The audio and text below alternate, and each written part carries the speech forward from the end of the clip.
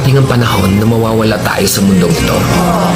At kapag dumating ang panahon na yun, hindi mahalaga sa kung gaano karami ng pera ang naipon mo sa bangko.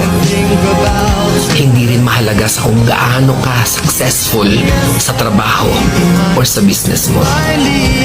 At lalong hindi mahalaga sa kung gaano kaganda ng mukha at ng katawan mo.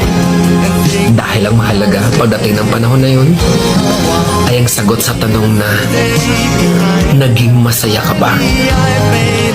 Nagawa mo ba ang kagustuhan ng puso mo kahit pag-gaano ka malito sa mata ng mundo?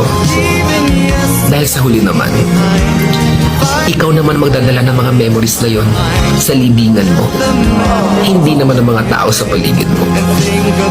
So make sure na bago pa dumating ang panahon na aalis na tayo sa mundong ito, siguraduhin mo sa sarili mo na magiging masaya ka at magagawa mo ang kagustuhan ng puso mo.